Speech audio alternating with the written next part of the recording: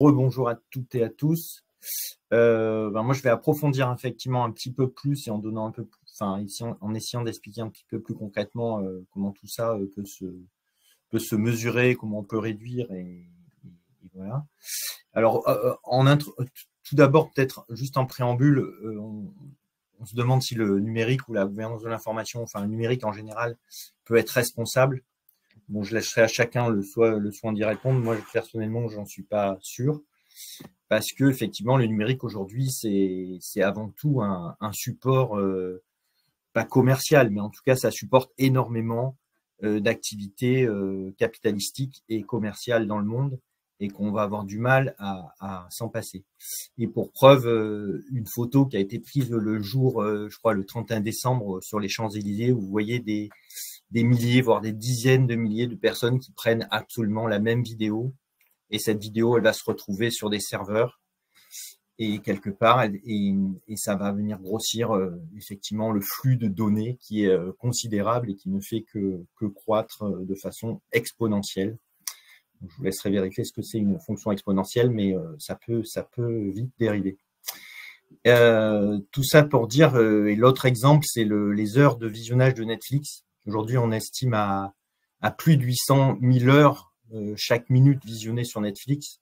Donc, c'est complètement déraisonnable et presque irresponsable.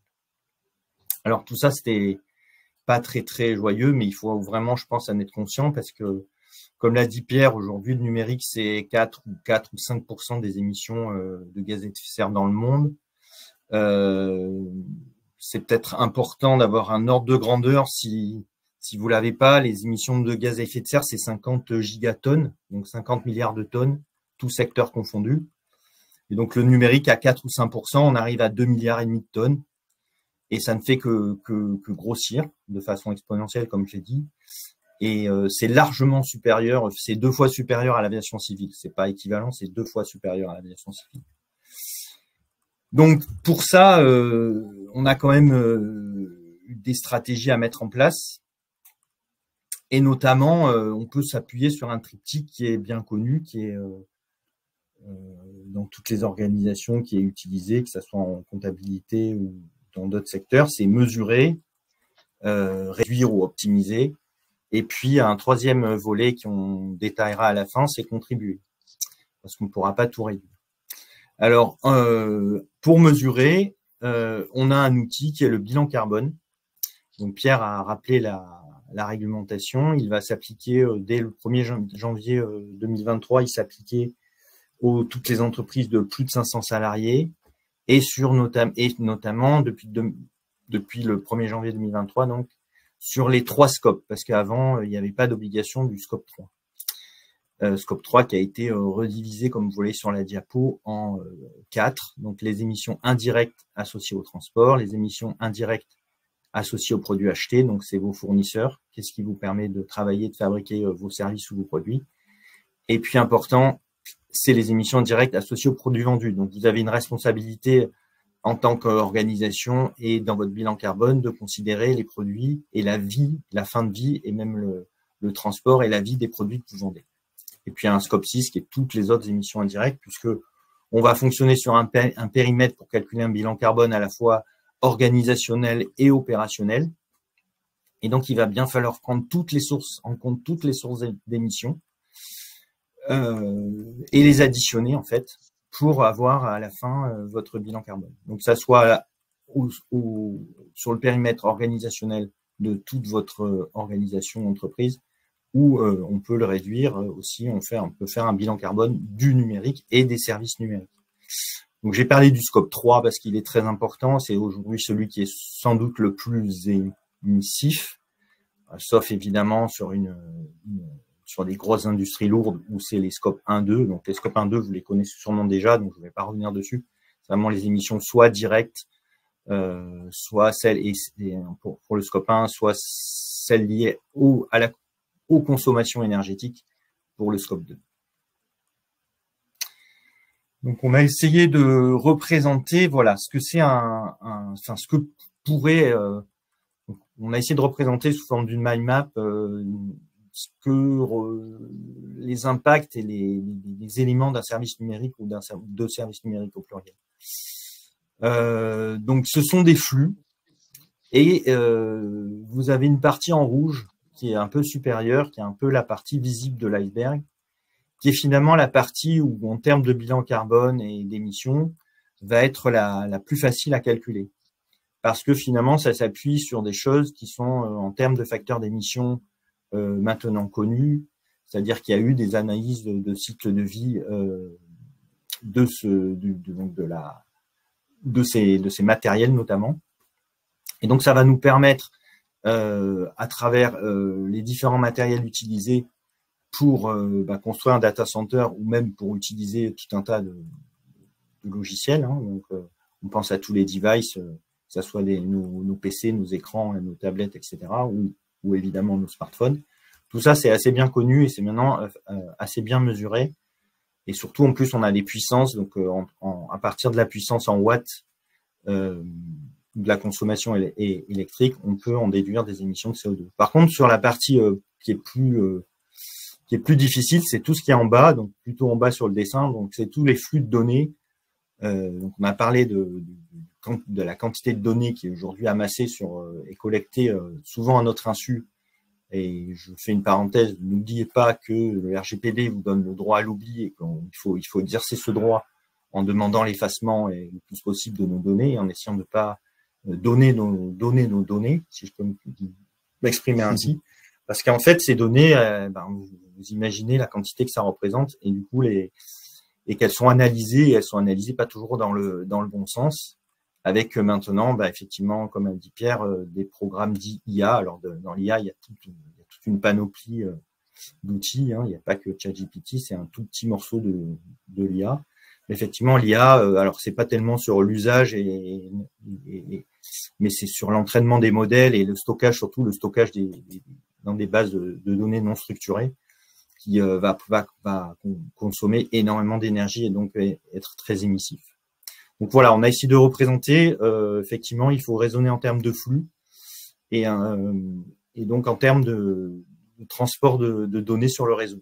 Donc on a quelques chiffres, comme l'a expliqué Pierre dans le référentiel, sur tous ces flux et tous ces services qui sont des fois un petit peu, qui paraissent immatériels, mais encore une fois qui reposent sur la partie du haut et qui est donc en haut beaucoup de matériel et qui représente à peu près 60-65% des émissions dans le numérique sont dues au matériel et le reste aux usages.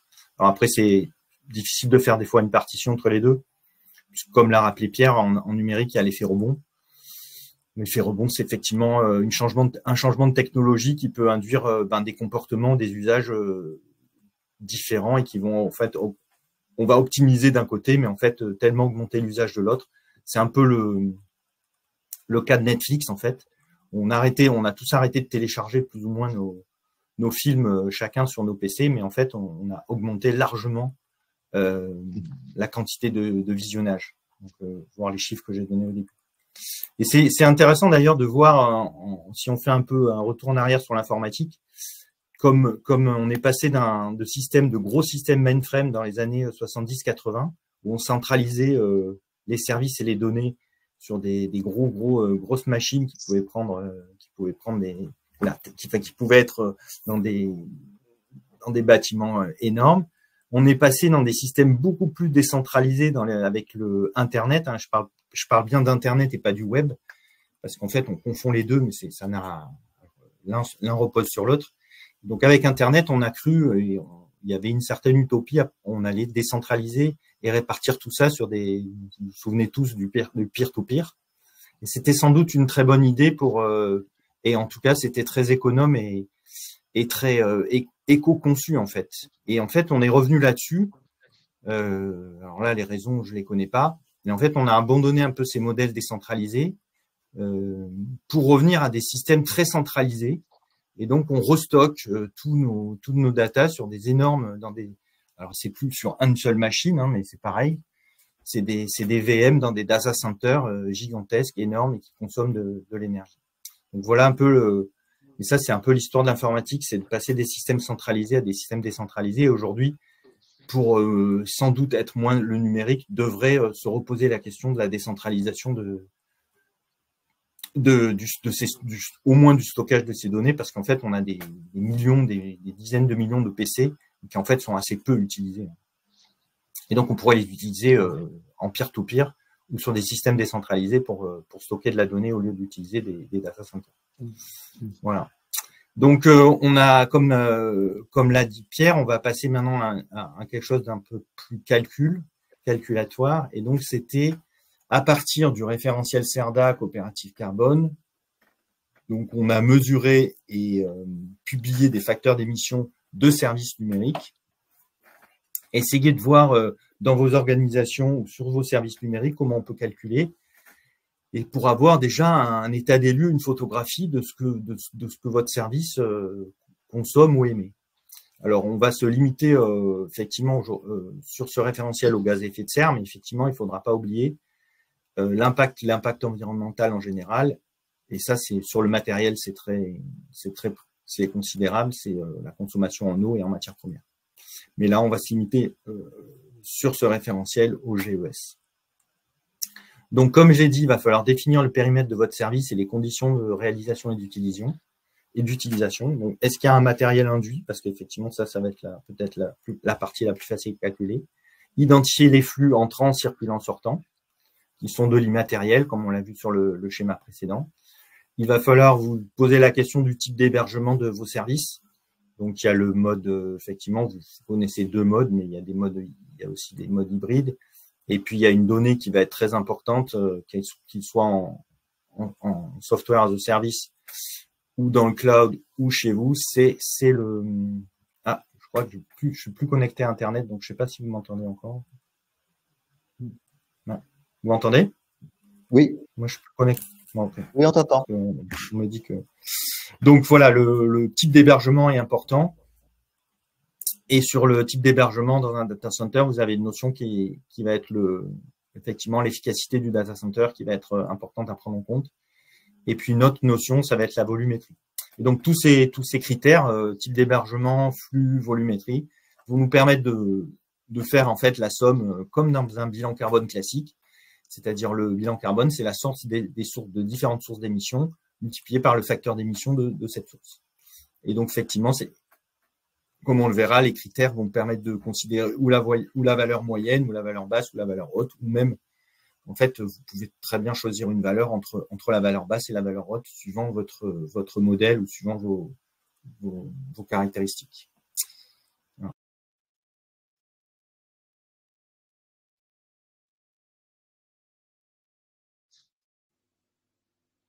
Ah, on a perdu Guillaume. Perdu Guillaume. Qui effectivement n'avait plus accès à Internet, peut-être. On va attendre quelques secondes qu'il se reconnecte. Oui. Oui, c'est les effets du direct.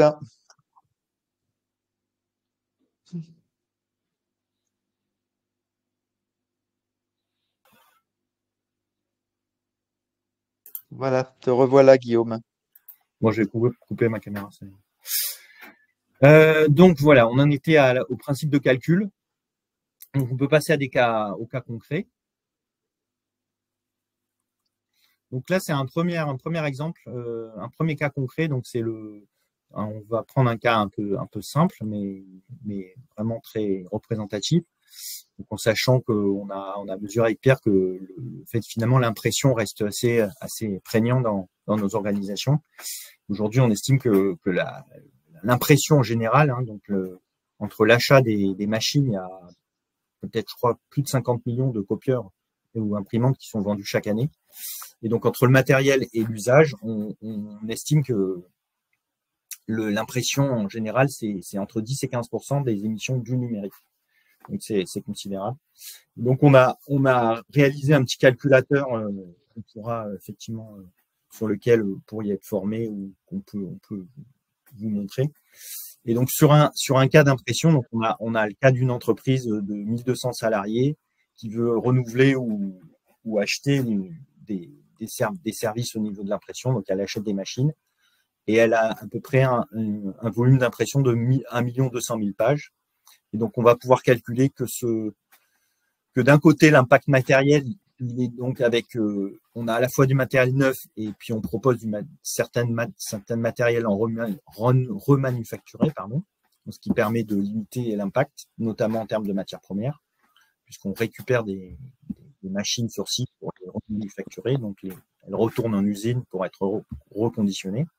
Et donc on a un impact qui est environ 200 tonnes sur ce cas-là. Et plus bas en jaune, on voit que grâce au remanufacturé, on peut gagner jusqu'à 30 tonnes sur les émissions en GES et plus de 50 tonnes sur les matières premières. Et puis à droite, vous avez le calcul sur l'usage donc et l'impression des 1 200 000 pages. Et donc ça, avec le facteur d'émission lié à l'impression, il est assez facile de calculer l'impact de l'impression. Et donc on arrive à un impact de 11,2 tonnes. Beaucoup. Alors sur l'impression, la grande majorité des émissions sont dues au papier. Donc effectivement, on peut aussi aller vers des papiers moins émissifs. Donc ça commence à fabriquer du papier, c'est toujours un processus industriel qui demande beaucoup d'énergie. Donc et de l'eau aussi. Et de l'eau, beaucoup d'eau. Donc effectivement, là où il est fabriqué et le facteur d'émission de l'électricité qui sera utilisé pour fabriquer le papier va avoir un rôle considérable. Et donc sur ce cas-là, qui était un cas chez un client d'une marque que je ne citerai pas, on a aussi proposé, là je reviens à mon triptyque, mesurer, réduire, contribuer. Donc on a mesuré, on a réduit en proposant des matériels remanufacturés ou même in situ, donc ils ont aussi la possibilité de faire durer le matériel un peu plus longtemps. Donc là, c'est en termes d'émissions, c'est encore plus vertueux.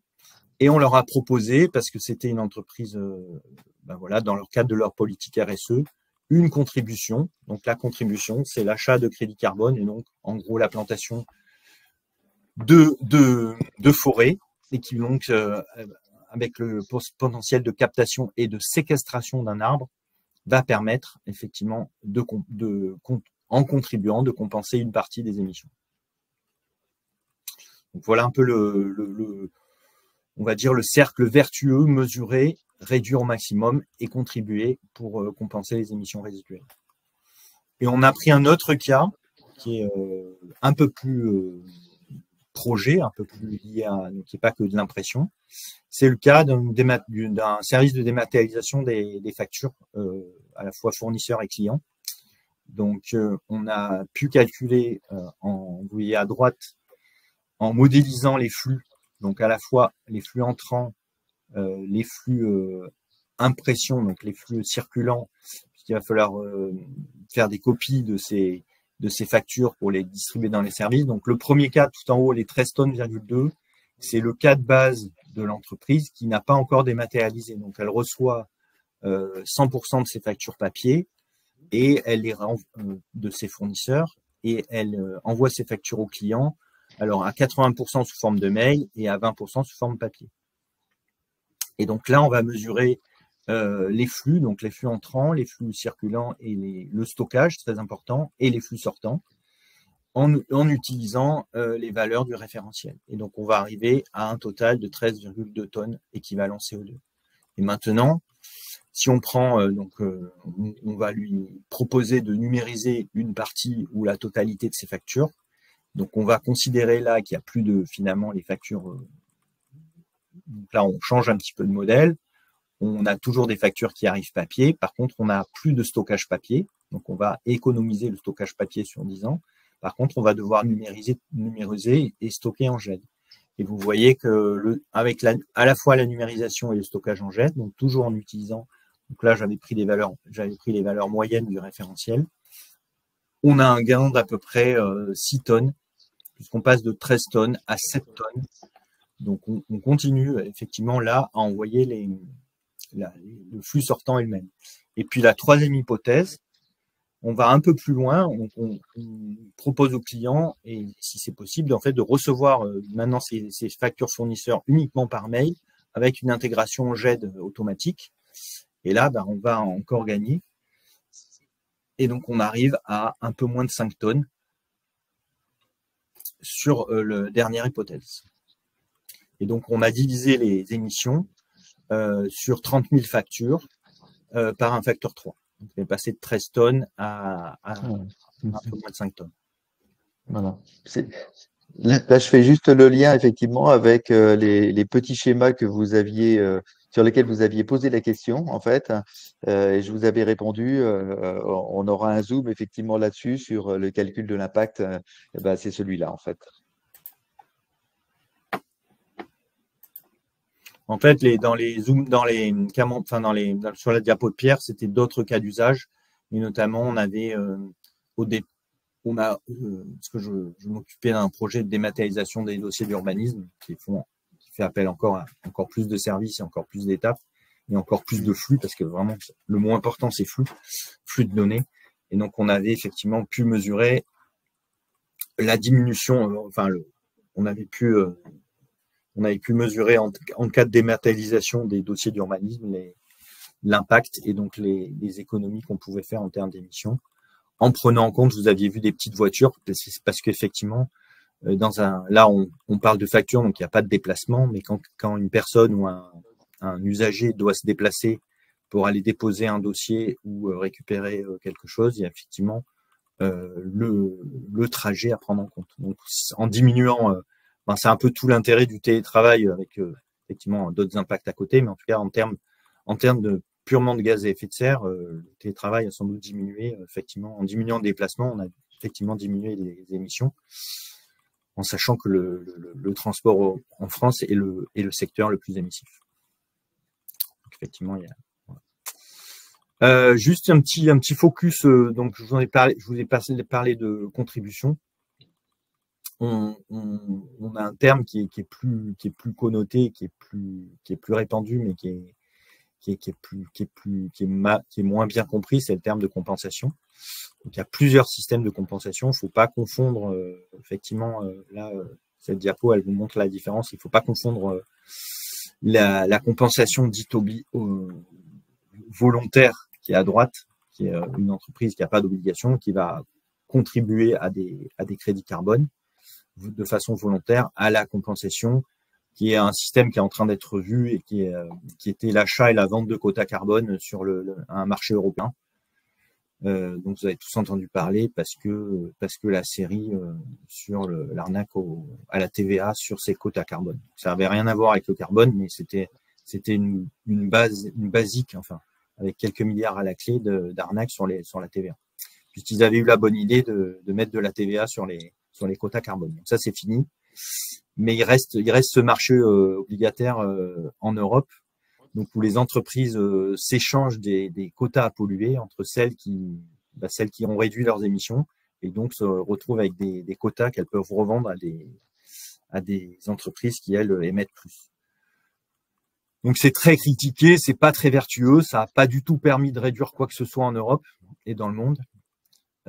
Maintenant, voilà, c'est des mécanismes. On va plutôt parler en Europe de taxes carbone aux frontières que ce système. Donc il faut pas, c'est juste pour dire, faut pas confondre en termes de compensation ce qui est de l'obligation des réglementaires et de ce qui est de la contribution volontaire.